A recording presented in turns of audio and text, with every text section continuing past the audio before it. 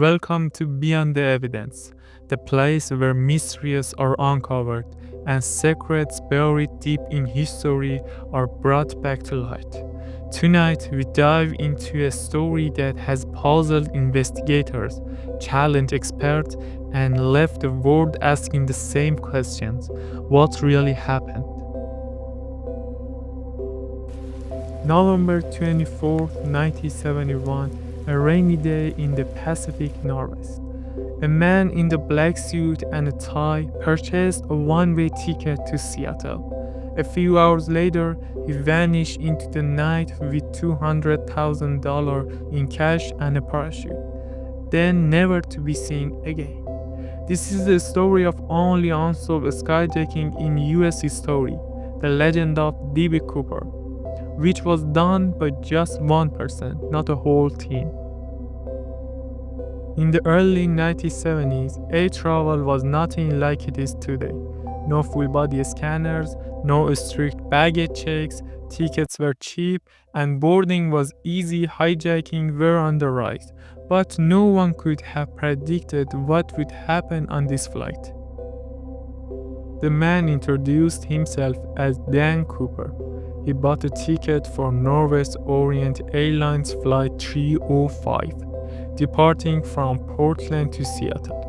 At 2:50 p.m., the flight took off from the International Portland Airport.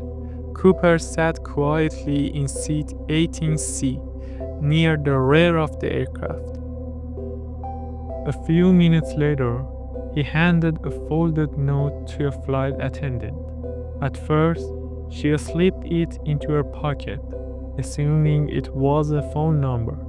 Cooper leaned in and whispered, "Miss, you'd better look at that note.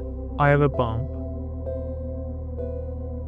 When she opened it, she saw neat handwriting. "I have a bomb in my briefcase. Sit down beside me." She was shocked and asked to see the bomb. Calmly, Cooper opened the case just enough to show wires, red cylinders, and the battery. Cooper's speaking in a steady and polite tone made his demands: $200,000 in cash, 4 parachutes, and a fuel truck waiting in Seattle. Flight attendant relayed all of Cooper's requests to the captain. When the captain contacted the control tower, the FBI quickly got to work.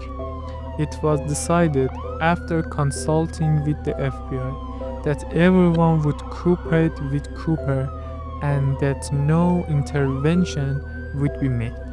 The captain told the passengers that the plane had technical defect. In Seattle, they gathered the money all in $20 bills and delivered parachutes. At 5:24 p.m., the plane landed. Cooper released the 36 passengers unharmed, but kept 4 crew members on board. The plane took off again, this time heading toward Mexico. But Cooper had very specific instructions: fly low, keep the speed under 200 knots, and leave the rear exit door unlocked.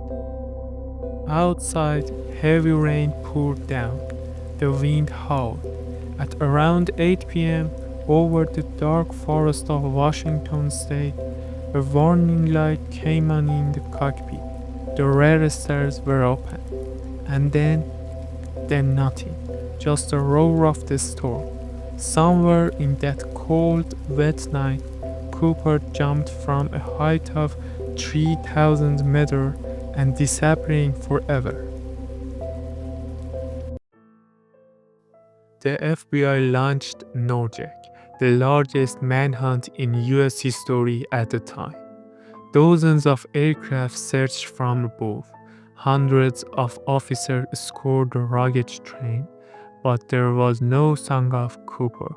The only clue they found about that hijacking began to 9 years later, in 1980.